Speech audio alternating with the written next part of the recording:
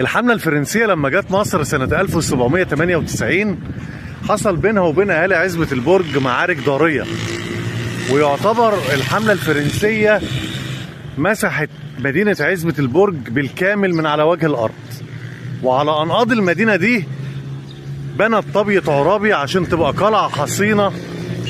بس طبعا ما كانش اسمها طابية عرابي، عشان تبقى قلعة حصينة تحمي الحملة الفرنسية وجنودها من هجمات أهالي دمياط والمصريين، وكمان تحميهم من التهديد من الجيش الإنجليزي ومن الجيش العثماني. مساحة الطابية حوالي 60,000 متر على مساحة حوالي 14.3 فدان. دي الطابية وده المدخل الرئيسي بتاعها ودي البوابة. اغلب الناس اللي بتيجي تصور طابية عرابي ما بتدخلش جوه، بيصوروا شكل الطابية من بره، لكن انا قررت ان انا اعمل مغامرة عشان انقل لكم حاجة تبقى حاجة للتاريخ. ده المدخل اهو، بص كده البنيان طوب بتاع زمان.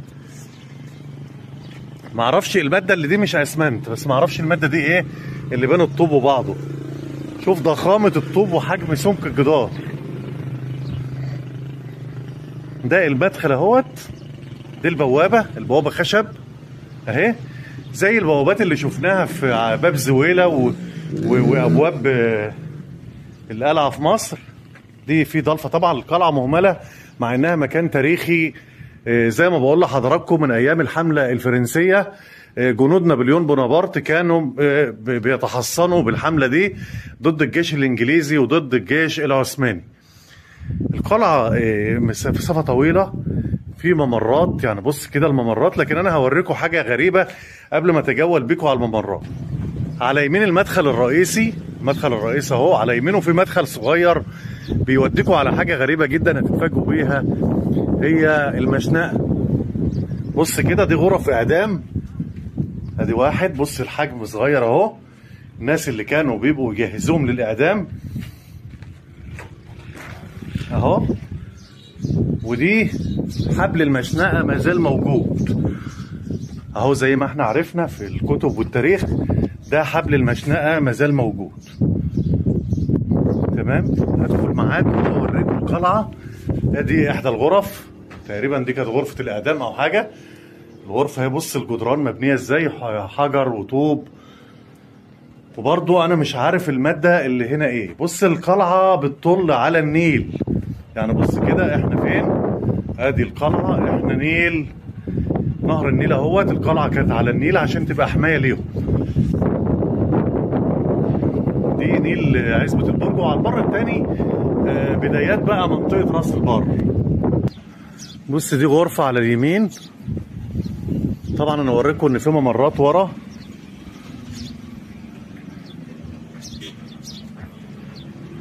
ودي غرفة تانية،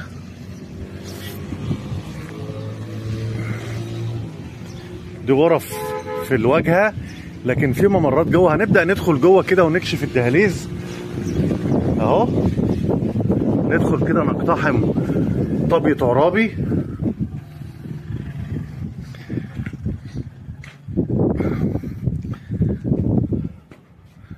بص الممرات، في ممر مقفول اهوت، ده سلم خشبي، بص اهو سلم خشبي، طبعا الاهمال بيسيطر عليه، كان بيطلعك للدور التاني. هقول لكم خبر بقى مفاجأة. طيب انا قلت لكم ان اللي بنى القلعة دي الفرنسيين لما جم يحتلوا مصر سنة 1798 في الحملة الفرنسية. طيب ايه اللي سماها طابية عرابي؟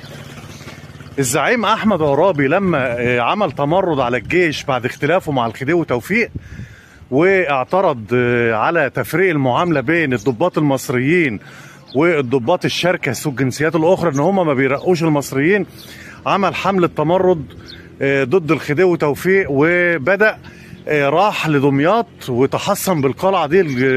جنود الثورة العربية تحصنوا بالقلعة دي عشان يحاربوا الانجليز اللي كانت بتحاربهم. حاجة تانية كمان، القلعة دي لها تاريخ، استقبلت المهجرين من مدينة بورسعيد والسويس سنة 1967. استقبلت المهجرين وبنوا لهم دور ثالث. يعني بص كده، القلعه اصلا كانت دورين وبنوا دور ثالث عشان تاخد اعداد من المهجرين. اللي بيجي بيصور ان دي قلعه طابية عرابي بس، او قلعه دمياط، لكن انا كده واقف في نص القلعه. بص كده على مرمى البصر هتلاقي القلعه، اماكن ملحقه بالقلعه على يمين وشمال اهيت. حتى الاسفلت اللي ماشي عليه الناس ده في بعد منه مباني اهي. دي كانت اسطبلات للحصنه ومخازن للذخيره هناك اهيت. واللي احنا وقفنا وصورناها دي كانت اماكن بيتحصن بها الجنود، لكن كان ملحق بالقلعه. كل دي كان تبع القلعه، كانت مخازن البارود واسطبلات الحصنه، وكانت مساحه كبيره على مكان دائري، كانت على شكل دايره. تعالوا بقى نحاول نطلع فوق كده ونصور لكم القلعه.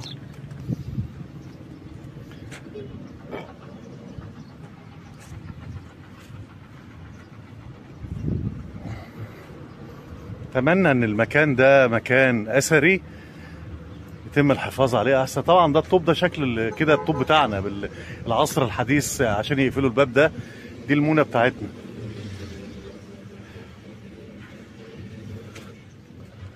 باخد لكم جوله على القلعه اهيت، طابية عرابي او قلعه دمياط. ده بقى تصوير للطابية من الخلف. بص الطابية من الخلف من الجنب المواجه للنيل عامله ازاي اهي.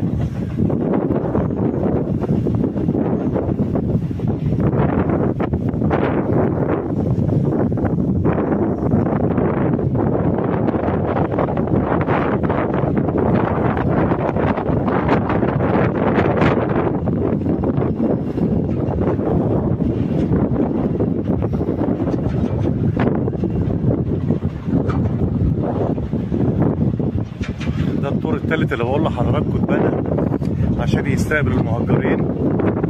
والقلعه اهي على النيل، ده نيل عزبة البرج. دي مراكب اهي ماشيه في النيل. دي ترسانه مراكب موجوده في مدينه عزبة البرج. تعالوا بقى نعمل مغامره وندخل القلعه من جوه.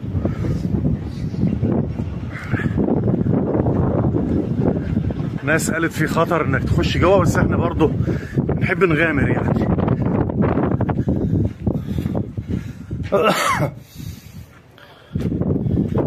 ايه مش عارف. كده فوق القلعه اهوت، وده مكان ملحق بيها. ده مكان تابع للقلعه زمان اهو.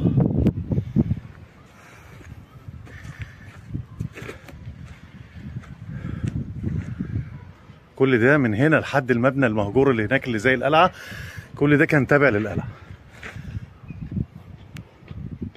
تعالوا بقى نخش جوه كده، نغوص في اعماق التاريخ في طابية عرابي قلعه دمياط. بص كده الممر الطويل ده،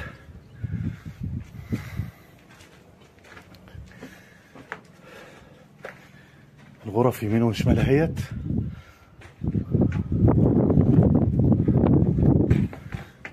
ده السقف اهو طبعا متهالك، مفيش خرسانه، السقف كان خشب.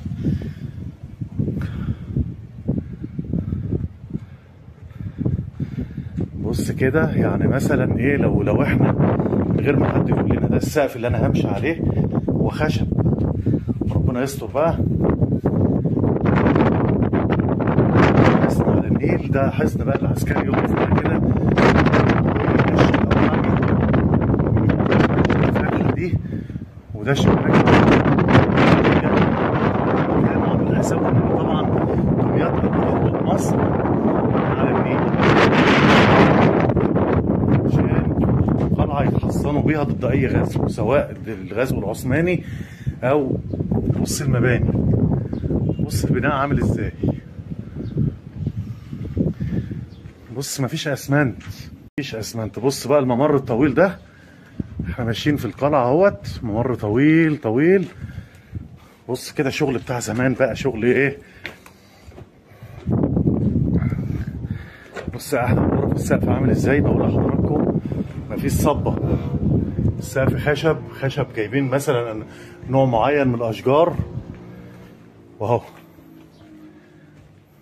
اهو. هنا الجنود الفرنسيين كانوا بيتحصنوا فيها، حاجة من عبق التاريخ. برضو ده شباك يطل على المخازن وعلى ايه البهو بتاع القلعة اهو. وده الاتجاه التاني، الاتجاه الشرقي، مبني جامع. طبعا الجامع ده يعتبر مبني جوه القلعة، او مكان القلعة كان كل المبنى، المنشآت دي كلها تابعة للقلعة اهو. وفي حاجة في الجدار اهيت، بحيث اللي بينشل ينشل منها، سواء هيطلع حاجة اللي كانوا ما كانش في بنادق، بس كان في حاجة بيضربوا بيها زي بارود كده.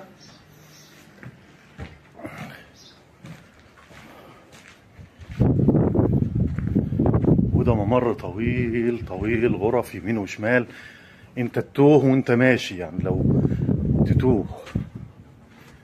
احنا كده في الدور التاني، احنا في الدور التاني.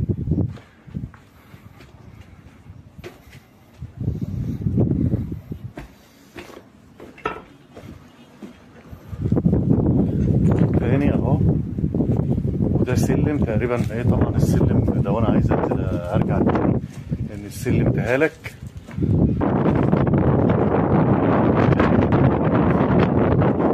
احنا في الدور التاني، هنغادر بقى القلعة. الأوضة دي بقى مفتوحة كده، ناخد منها لقطة على النيل.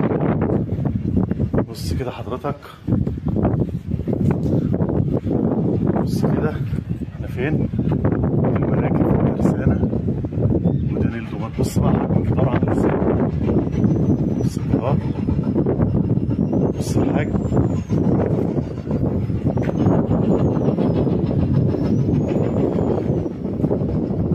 ده ايه بقى، انا مش عارف ده ايه، دي حاجة سحرية كده جوه الجدار. دي ايه بقى، خزنة كده يمكن نلاقي كنز ولا حاجة، حاجة كانت سحرية اهي، مفيش كنوز ولا حاجة. وده ايه،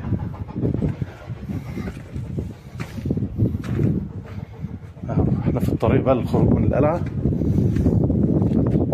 بص كده، بص كده، وسلم على نابليون بونابرت، طابية عرابي بعزبة البرج بدمياط.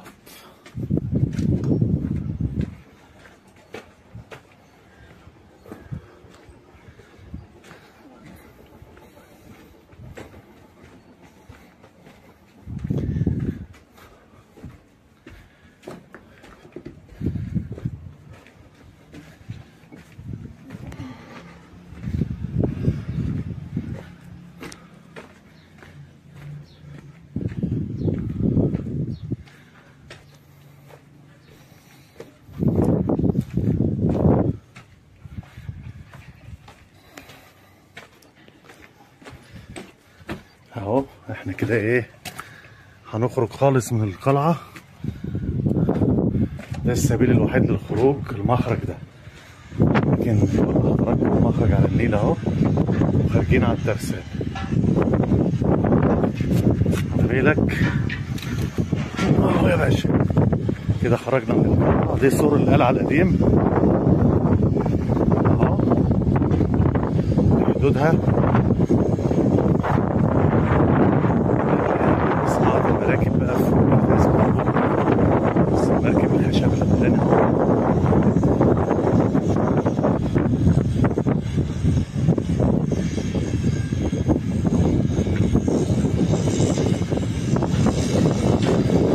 اشتهرت طبعا مدينة عزبة البحر بصناعة المراكب.